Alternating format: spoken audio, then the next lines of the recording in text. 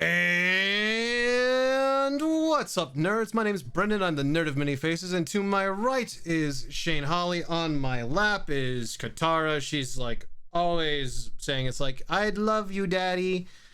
Please pay attention to me no matter what I want to do or any time I want to work. And we, as she leaves, are the Knights of Nerd. Shane, how you doing? I'm doing good, man. I am doing good. A little on the sleepy side, but that's just because it's been a busy past couple weeks and a busy weekend, and you know, I just need to like take a break and just like sleep for like a month, and I think I should be okay. Yeah, you know, we'd be going through that like this time or around this time of year, because like it's maybe our bodies are just so used to it being con season, because Right. San Diego Comic-Con at home just wrapped. I mean, Yep. Also it's like the Tokyo 2020 Olympics. I mean, and there's so much stuff. Like we had an episode planned that we kind of just like, you know, I mean, in the words of Snart in The Flash, you make the plan, you execute the plan goes off the rails, throw away the plan. Yeah. So right now, No, we just got busy. I thought we'd be able to kind of pull it off, but I mean, yeah, Comic-Con at home, and then there was the Shrine event this weekend celebrating the San Diego not cosplayers but cosplayers, and then the San Diego Blood Drive this weekend. So yeah, it just things kind of got away from us. So, but and you were out of town for the weekend. So yep. So you know, hey, all excuses aside, we still got a great show planned ahead. So, Well, because again, so much stuff happened. Like literally, so much has happened over the past 2 weeks. Oh yeah. I want to address the elephant in the room first, because I think that once we address it, we might be able to like go off from there and just be slightly happier and Talk about happy stuff. talk about happy stuff. Yeah, exactly. Yeah. The elephant in the room is, of course, the state of California filing a lawsuit against big name video game titan Activision Blizzard for some Really bad crap, dude. for some behaviors that are not meant for the workplace. No, they're not. Absolutely not. And yeah, when you told me about this, I was like, what did I miss? And after going through and reading it, and what the allegations are, and basically what they're kind of calling the culture at Activision Blizzard is very concerning, alarming. Like I coming from a retail aspect, that is not a type of work culture that I would condone in any way, form at all. And that would be their what they're calling the frat boy work culture, and it's unbelievable. Just some of the stuff. And I mean, in the lawsuit, there's even mention of of one of the yeah. workers, and it's unbelievable. And I mean, how does something go on for that long unchecked? And you know, I mean, how do you, as a company, Activision, when you purchase a company, how do you not do your homework and learn about that stuff? Or if you do learn about it, why not nip it in the bun right then and there and not let it carry on for as long as it did? Well, and the thing is that this has been an investigation over 2 years. Right. Over 2 years in the making. So to me, that's been saying when did Activision actually buy Blizzard?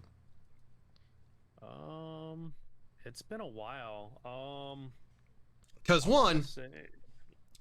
I would be willing to bet dollars to donuts that if this type of behavior was prevalent within the past 2 years, that this behavior has been showcased before then. Mm-hmm. Like before this investigation even started, this was a I don't want to use the word trending behavior, but it was a behavior that was apparent. And I mean, to me this hits kind of very close. This to me hits really hard because I have been playing World of Warcraft since vanilla. I have been playing it since it first came out. Granted, I got a late start in vanilla. I mean, I was doing raids through Burning Crusades all the way up till now. Yeah.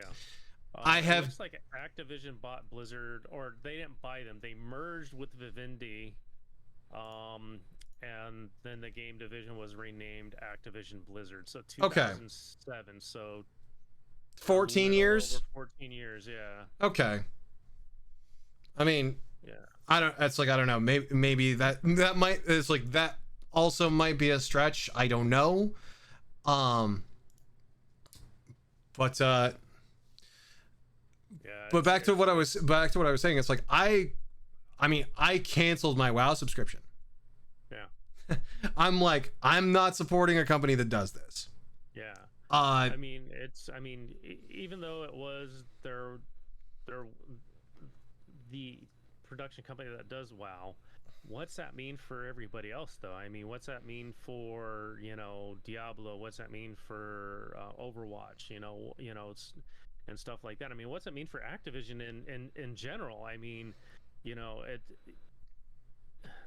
Well, I mean, right now, yes, it's crazy because I mean, when you think about it, I mean, Activision Blizzard accounts for a ton of the games that are out there that are popular right now, and what happens?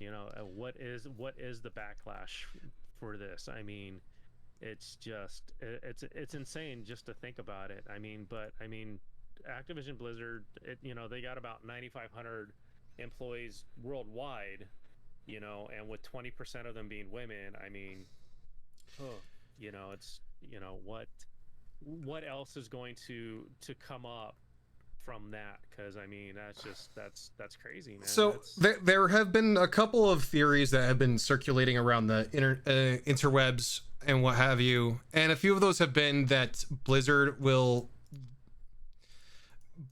get chopped up into, not itty bitty pieces, but it will get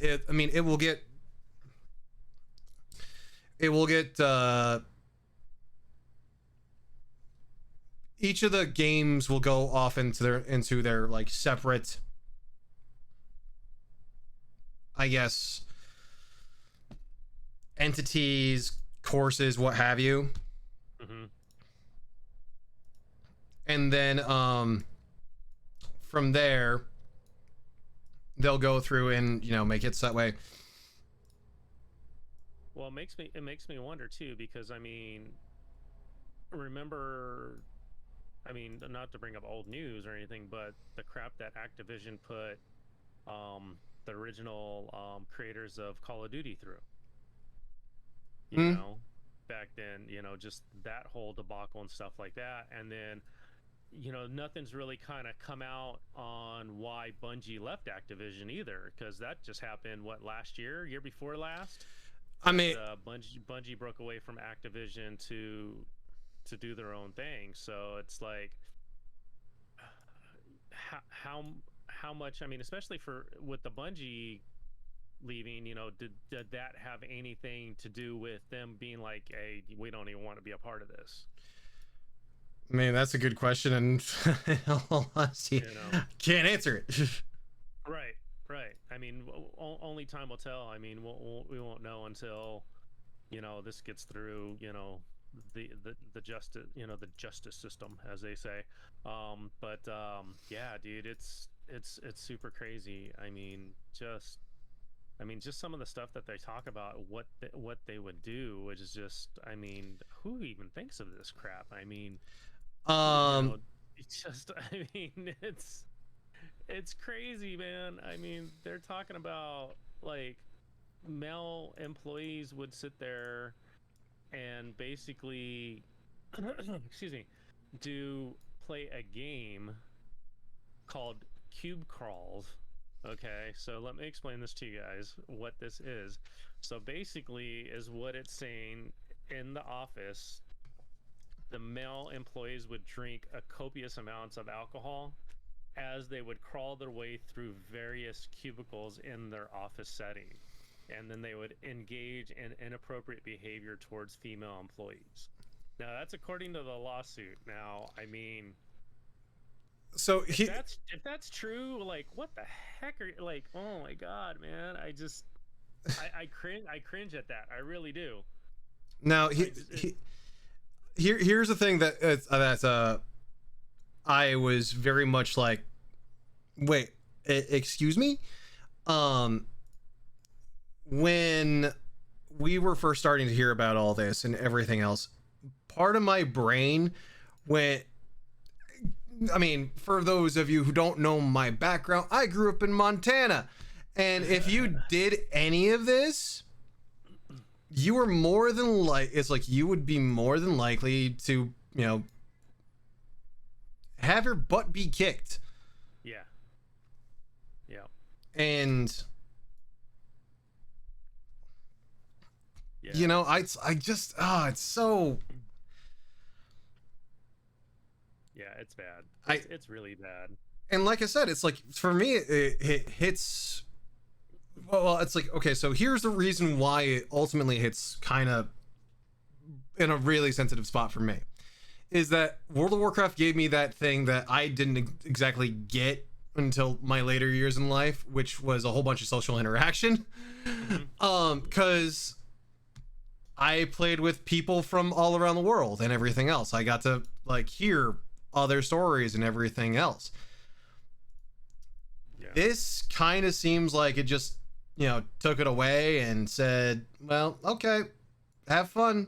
I guess, don't have fun now. Yeah. And, we'll be keeping us I guess at this point in time, it's if it's not clear to you at this point, that we do not support this type of behavior, we don't. And,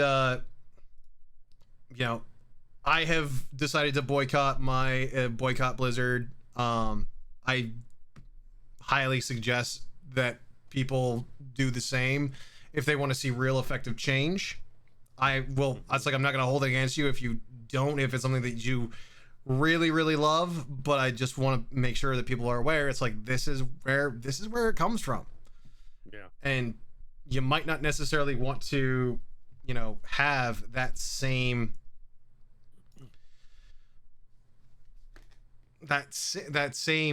mindset, because I know that for me, I will wait and see in terms of what happens. And, if it comes to the point where it's like, okay, I will give you another chance. I mean, I'm all 4 second chances here, but I'm not gonna give them any more of my money until they do. So, okay. Elephant, in the room, pseudo tackled. Absolutely. Let's move on to some fun stuff.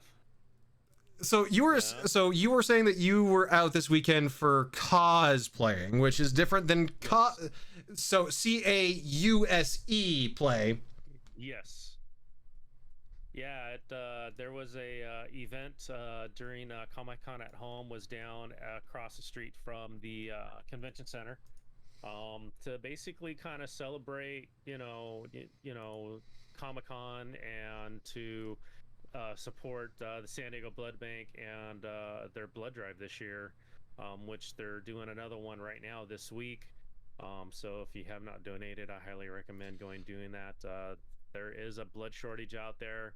And goody. It's like I thought that I would have missed that, but if there's an opportunity to go do that, I will go donate blood later this week. Yeah, they're actually running the blood drive right now, and they actually have a really cool gift for those that I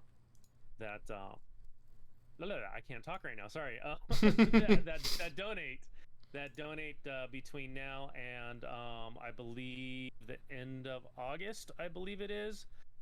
If you donate right now, and you will be gifted a Black Widow Comic-Con t-shirt, as well as a couple of retro Comic-Con pens. So because they got nothing else to do with them, right?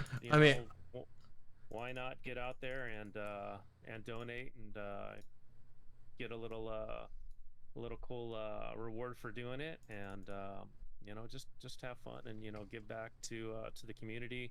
We ended up having 277 donors this weekend, so it was really, really good.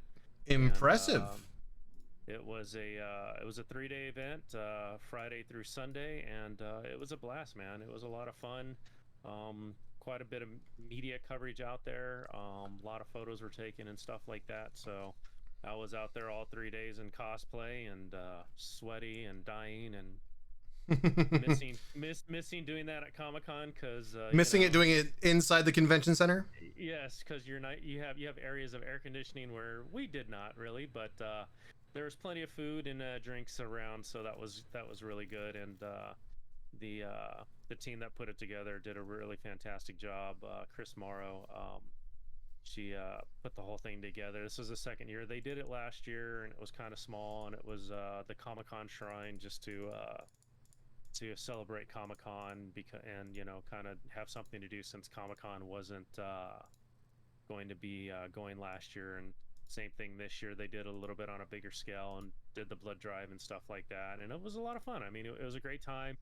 It definitely kind of filled in that void that we had missing Comic-Con. I mean, it wasn't as crazy busy or anything, but it was nice to be around friends that I haven't seen in about a year and a half, and it was great to see everybody in costume and out supporting the blood bank and donating. So it was really, really, really good. And then on top of that, we also had Comic-Con at home this weekend, which went all 3 days, and our buddy Lee had he had his podcast going, and also had I believe he had a panel as well, didn't he? Yeah, he had a panel with John Noble, one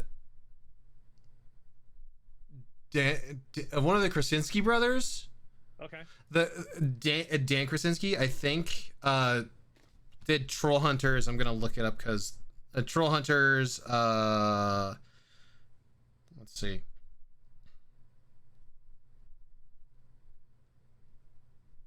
So yeah, so I mean, there was still some good stuff at Comic-Con at home. Dan Hageman. How did I get Krasinski? I don't know. How did I go from Hageman to Krasinski? That's terrible. No, it was definitely interesting, considering that it's Comic-Con at home. It's not live and stuff like that. It definitely works. There was some really cool reveals with the revival of Dexter. Yep. The new Child's Play television series, which is going to be on Sci-Fi. Well, speaking of Dan Hageman, he had a trailer out for his Star Trek series. Mm-hmm. By the way, everything that we're referencing will have links in the description down below, so you can go watch it yourself at a later point in time and be like, hey, this is cool, I want to go check this out, or this is crap, I'm going to rage about it in the comment section. Yeah, right. And then they had some more on The Walking Dead, which I can't believe is still going after all these years. And, you can't see it, but my head just went down. Yeah. So more of the Walking Dead going on. Okay. I guess until we stop watching, I guess. I don't know. Yeah, I don't know. I mean, I liked it the first few seasons, but like once you got to a point, it's kind of like the same thing over and over again. Yeah. And that gets boring. It does. It really does. You know, there's only so many times that you can. There's only so much. So there's only so many times that you can make the place that they're living unsafe by zombies. Yes. Or unsafe because the zombie infection got in. Yep. So, as you guys can tell, we don't watch it anymore. I used to watch it religiously, and I stopped after Negan came in. I think it was when Glenn got bashed in. I think we kind of stopped watching and was just kind of like, okay. We tried watching like a couple more episodes and was just like, wow, they're really like it's going downhill. Like we're not interested anymore. Like, you know, I may be crazy because I mean, I from what I can understand, a lot of people love Negan and love that storyline and where it went and where it's at now. But I just lost my interest. Do they love Negan or Jeffrey Dean Morgan? It's probably Jeffrey Dean Morgan because he's such a great actor and he's such a nice guy. Yeah, no, I'm like it's like I want to meet him. I want to meet. Yeah. That's like I want to meet the man. In all honesty. Yeah. But it's one of those things where I'm like, I could kind of take or leave your character on The Walking Dead. Yeah. So, but no, it was a jam-packed weekend, man. I'm telling you, it was super crazy, and you know, there's a lot of cool announcements, and there was a lot of stuff missing. I mean, there really wasn't much Marvel or Star Wars. I mean, Lucasfilm did kind of do some celebrating around their 50th anniversary with some smaller panels on like Willow and stuff like that. But other than that, I mean, it wasn't as big as last year. Like last year, I felt like last year's was a little bit more. You got a little bit more hype from it and stuff. Yeah, but I can kind of understand it. I mean, they're supposed to be coming back in November during Thanksgiving weekend for an in-person Comic-Con, so we'll see what we get there. So I mean, I kind of understand that you don't want to like you don't it's like you don't want to throw everything into this event alone, but at the same time it's like gotta give the people something. Yeah. So but they did have a kind of a panel type thing on one of the new shows that just came out last week that we can talk about a little bit too here. I mean, if we want to get into that a little bit, and you know, it's the Masters of the Universe Revelation. Oh yes. And you know, that was awesome. That was really, really good. It hit different, and it's like it really did hit different. It was definitely a different take on the Masters of the Universe. Now, I know a lot of people that if you guys haven't watched it, watch it. Hopefully, you guys would have by the time we air this episode. So by Friday. Yeah, by Friday. By Friday. So. Yeah, dude, it was an interesting, different take. You know, there's been a lot of complaints. Well, there was no He-Man. There was very little He-Man.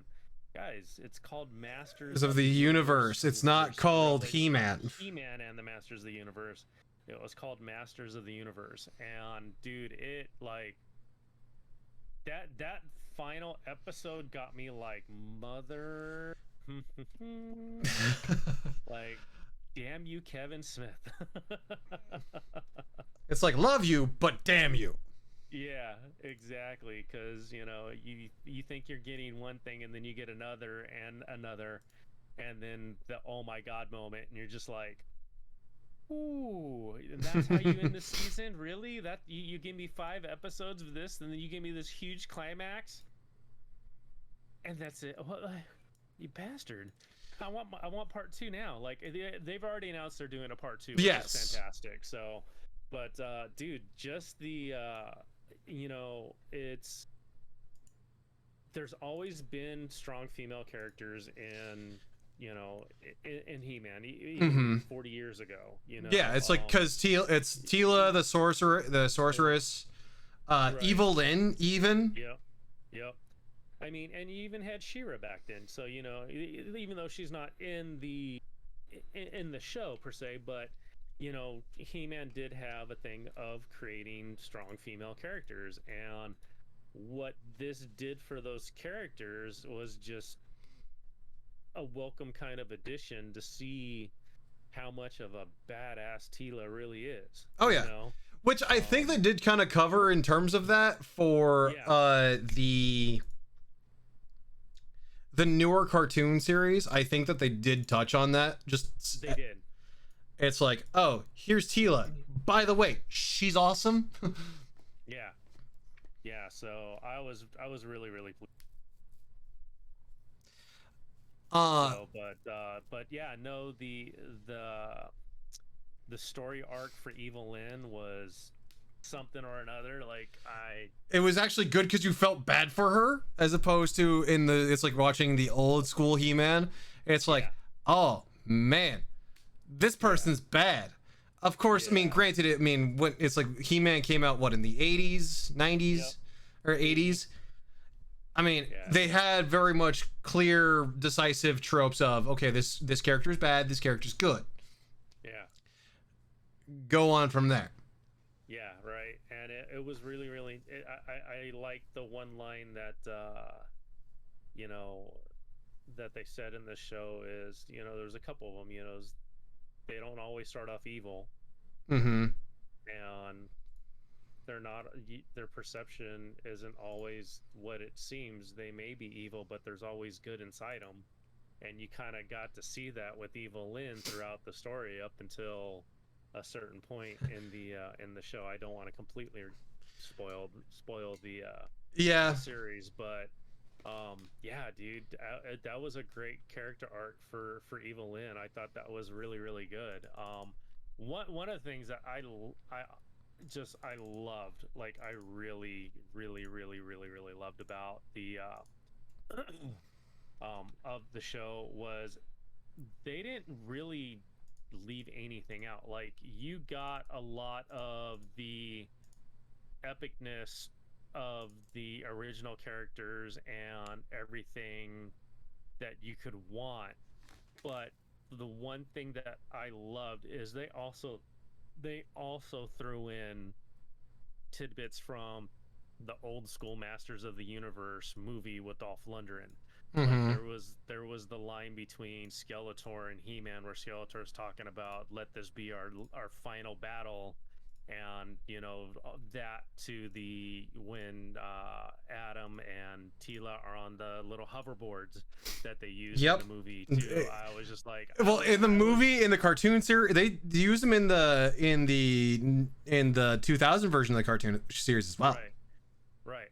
And I love that. And it was stuff that, me being somebody that's grown up with He-Man and seen all the He-Mans, whether it was, you know, He-Man in the Masters Universe, the Master Universe movie, He-Man from 2000 up until now, it was nice to see them take a little bit from everything and kind of it really was a love letter to Masters of the Universe fans. And I mean, even with the addition of some of newer characters like Andra, I thought that was really cool to have kind of like a sidekick almost for Tila. You know, and then, you know, you got to you know, hear the, you know, kind of the where Roboto came from, how he was basically created by Man-at-Arms as a better version of himself, and then it was just, and then also awesome. You know, Orko. Yep. Orko, it's like Orko was given some you know, some time to shine. Yep, he was. He definitely was. It was very neat to see that, and a very heartfelt tribute to Orko, I would say. And yeah, no, man, it was really good. I mean, I loved how they brought Kevin Conroy in to do Merman, which was amazing. Yep. I mean, that was spot on. I love how Kevin Smith goes to his friends and be like, "You guys want to come do something with me, really fun?" You know, I mean, you had Justin Long as Roboto, you had Sarah Michelle Gellar as Tila, Lena Headey as Evelyn, as everybody knows, she's from Game of Thrones and others. And then, a couple of my favorites, Mark Hamill as Skeletor, he was just flipping amazing. Just I mean, the man can do no wrong. The man can do no wrong. He is, oh my God. I was just, I was ecstatic at that. And then, what would it be complete for Kevin Smith without having his hetero life mate Jason Mewes voice Stinkor for him? It just it was pretty awesome. I mean, everything, I mean, just the whole cast was awesome. I mean, he even got his daughter in there to do a voice for Eilina. Yep. And I mean, it's just, I mean, when you go through, like, if you guys can just go through and just look at the cast and who's on the cast. I mean, you got Chris Wood, who played He-Man, and Kevin met him by doing Supergirl. And as you all know, I hope you guys know, Chris Wood is married to the actress that plays Supergirl. I mean, just so many great actors. I mean, Liam Cunningham played Man-at-Arms. Oh crap, what was his name? The actor that played Cringer. I'm blanking. Oh, you have my red stapler? Stephen Root.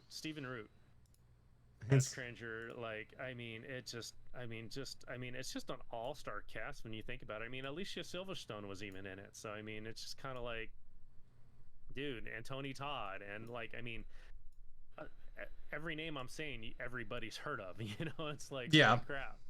Like, I mean, hell, Henry Rollins, guys. Henry freaking Rollins was Triclops. Like, I mean, just unbelievable, and they did a great job with it.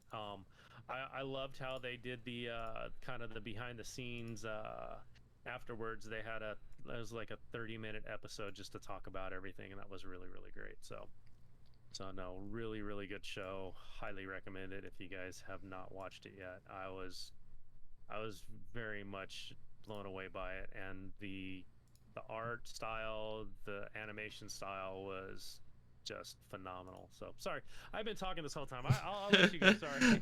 No worries. It's like, in all honesty, it's like the more talking that you do, the less work it is for me.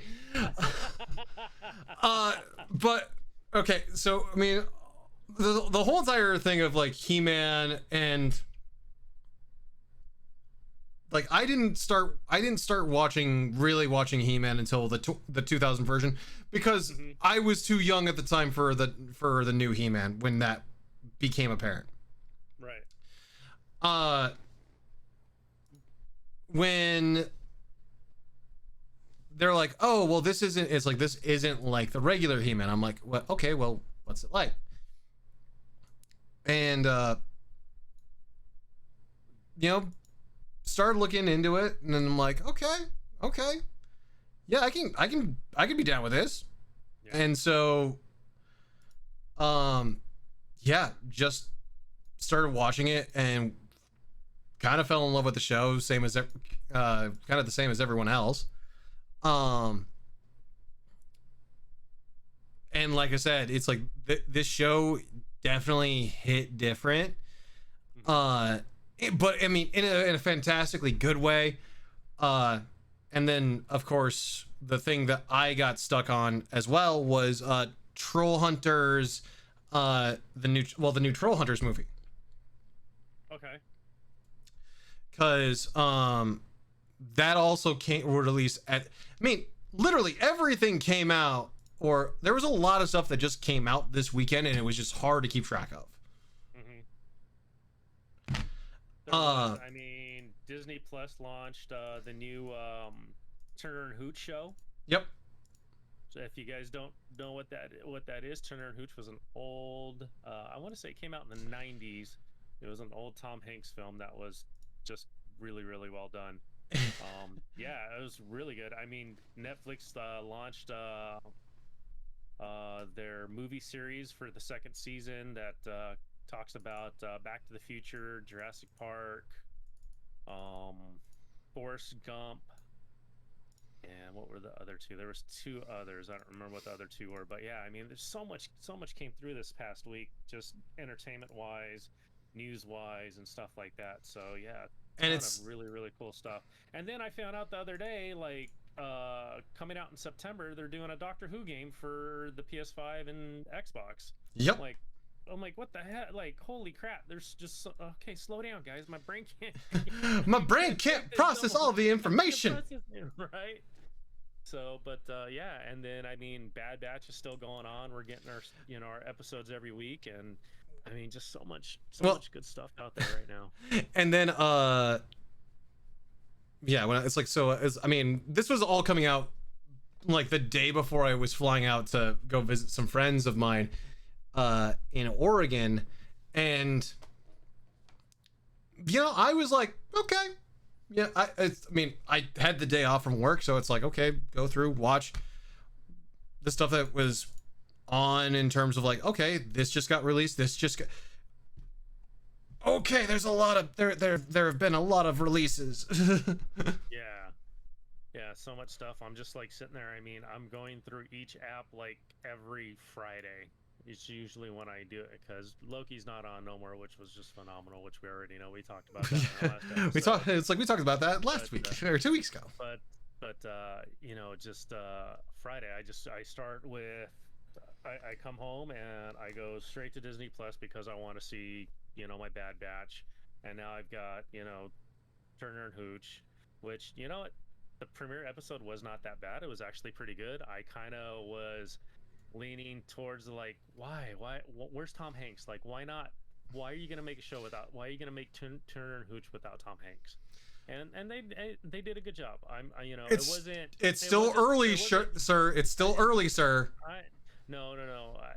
I don't want to ruin it, but Tom Hanks is not going to be in it. So you have to watch it to understand why. But it was good. It wasn't phenomenal, but it was good. It was a nice kind of different take. It basically follows Tom Hanks's character, his son.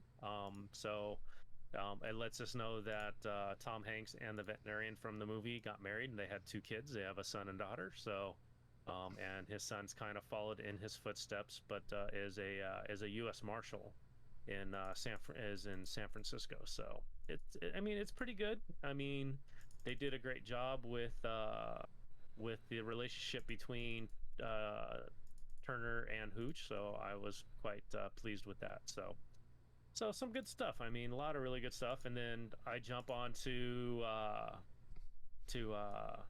Discovery Plus because I'm a huge, I don't know what fan. No, it's like a huge finish a sentence. Yeah, my mouth's working faster than my brain can work right now. Ghost Adventures fan. I mean, I've watched them since their documentary first came out all those years ago. So I watched, now that they're back with their new season, I'm watching that. I mean, then going over to HBO to see if anything else is, new has come on, going over to Hulu to see if there's anything new that's coming on. And it's just like, I'm like, man, my Fridays are like just watching stuff. And then pretty much whatever I find, I'll mark it and I'll go back through and I'll watch it through the next week until the next Friday. So it's just a lot of stuff. I still have to sit down and I have to watch the Jurassic Park Lost World animation show that they have on Netflix with my son. So I still have to do that. We watched the first season together and they're already on their 3rd season, so I'm a little bit behind.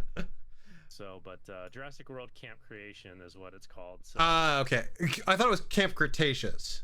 Camp Cretaceous. There you go. I can't read.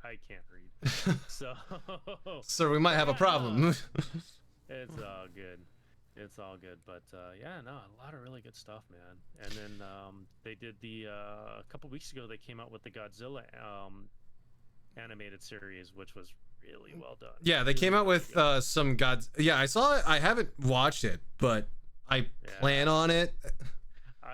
I with my son being as much of a huge Godzilla fan as he is, anytime there's anything new Godzilla, we watch it. So we will we crush through that in like 2 days. So whenever there's something new on, he watched Masters of the Universe with me, so lots and lots of fun. So and I can only imagine like the whole entire thing is like I'm teaching my kid about like what was cool when I was a kid. Yeah, it's pretty funny because it's, you know, it's everything's kind of has come full circle in his lifetime because I mean, I'm a huge Transformers guy too. I mean, I'm a kid from the 80s, man. I grew up in the 80s, so I mean, my toys that I played with were GI Joe, Transformers, He-Man, Star Wars, you know. So to see them kind of bring all that stuff back, you know, I mean, he loves the Transformers movies. I mean, as bad as some of them are, he loves them all. You know, and he's super excited for the new one that's coming out, you know. But you know, his heart and soul is with Godzilla and with the kaijus and you know, anything that has anything to do with that. Anything that deals with a big monster. Big monsters are big robots, man. I'm telling you, it's that is his heart. I mean, the kid is for me. Star Wars is Star Wars for me. For my daughter, her Star Wars is Harry Potter. For him, it's like Godzilla and Pacific Rim. Those are like his jams. He can watch those until the sun, you know, till the cows come home. So it's a lot of fun. So, but nah, dude, a lot of good stuff, man. A lot of really good stuff. And then, oh, what else have we do? What else have we been doing? I went and saw Fast 9, and that was Okay. Did you go see it, or did you go see it with your wife? I went and saw it with my daughter and my son. Okay. Fox likes Fast and the Furious. He likes that series. My daughter likes the series because I thought it was your wife that like really enjoyed that series too. No, she doesn't. She after she liked it, and then when Paul Walker died, she couldn't make herself go watch him because she just had that connection with Paul Walker to where it was kind of hard for her to kind of go back and kind of revisit those films. So, but I can go back and rewatch them, but I mean, every time, I think it's the 6th or 7th movie was the last one that he did. I'm perfectly fine throughout the entire movie up until the last part where him and Dom are kind of like riding off into the sunset and the song's playing, and then he pulls off to the left, and you're just kind of like, I was good up until that point. Like, I really was. I was fine. I was fine. And then you went and did this. Yeah, exactly. So, but Fast 9 was fun, dude. I mean, I still have yet to watch Fast 9. These movies are... There's just straight up popcorn flicks, and you know what? Exactly. They're popcorn flicks to just sit back, not think about anything, except for trying to come up with the most ridiculous, most impossible thing you could possibly do with a car and do it. And that's all you need to know. So yeah, no, it was good. It was really, really good. A lot of fun. Enjoyed it. Enjoyed seeing kind of everybody back together and some of the twists that they did in the film. So it was enjoyable. I really enjoyed it. I mean, for me, I kind of want to go through and watch it because John Cena. I mean, it's like I'm a kid. I grew up watching professional wrestling, and I mean, I stopped watching it not because I felt like, okay, this is the same storyline just with different characters. Yes. You're going through and you're rehashing things that have already been done before. I mean, granted, I will fully admit that is kind of a thing that will happen, but at the same time, it's like I can only watch the same story so many times before I get tired of it. So I stopped watching, and I remember when John Cena made his debut in WWE, and now it's kind of like, okay, guy's a little bit skinnier than what I remember him as. Mm-hmm. I mean, I'm probably still strong as an ox, but at the same time, I'm going through and it's like, okay, well, it's like he's like trying to be more healthy and not like, put too much strain on his heart. So many other wrestlers have in terms of, their short careers. Granted, there's also other reasons for that happening as well. But figure out the reasoning why, Dom's all about family, and then John Cena is his brother. I'm like, wait, what happened here? What happened here? It's like you're all about family, and then it's like your own flesh and blood shows up. I have questions. They answer those questions. Okay. They answer those questions. So yeah, no. As long as they do that, I'll be happy. Yeah, no, they answer those questions. But dude, one thing I freaking left out that came out too. Dude, did you see that new trailer for Dune? Holy shit. Yes. We watched it on Lee's stream today. Oh. I'm gonna have to go back and rewatch it again. Because of course it was like, since we use Discord to communicate with him while the stream going, there is the delay in terms of the audio. Gotcha. Oh, excuse me. So go back and watch it, dude. Oh my god, I am so excited for that movie. I plan on it. Yeah. Unbelievable. Like that is. It looks beautiful. It looks really good. And then I guess there was some people actually got to see the first 15 minutes of the film. Yeah. I don't know where it's at, and it just got rave reviews. So I'm super hyped for that movie. So, and then next week, Suicide Squad, dude.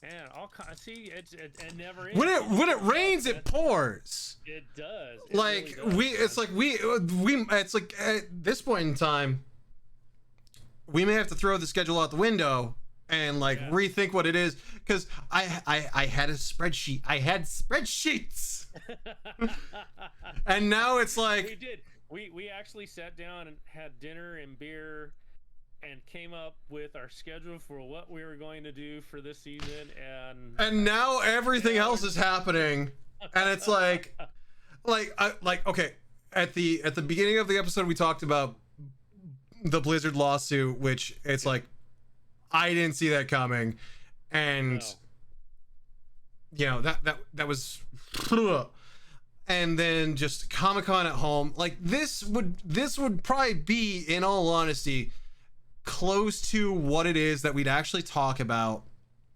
like in terms of the formulation, in terms of what this episode is. This is a close approximation in terms of what it would be like. It's like a post-con episode. Yeah, pretty much. So and then here's more for those of you video game people that love Halo like I do. Tomorrow 343 Industries is having a video showcase of Halo Infinite. Ooh. So yeah.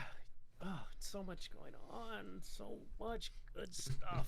So much good stuff. We'll have all those links in the description down below. And yeah, we'll be back in about 2 weeks. Yep. Hopefully we did have kind of what we were going to talk about then, but who knows, it might change. I think part is because, well, we'll leave it to the audience to decide. It's like, because we were thinking, we were thinking about doing a short mini series on cosplay, because that's something that Shane and I really enjoy doing. It's a great hobby. It's a great way to connect with friends. Super fun at conventions. It's like, I think, in all honesty, we'll probably create that into a mini series in terms of, cosplay, what's happening, how people make their stuff, how you can go through planning, lights, camera, action. Yeah. This is a movie, I guess now. how to survive a con without dying of heat stroke or broken toes or feet or blisters, which indeed is always good. Indeed. So, but until cover all of that. Yes. But until then, my name is Brendan. I'm the Nerd of Many Faces. That's been Shane. We have been the Knights of Nerd. Thank you for joining us, and we'll see you next time at the round table.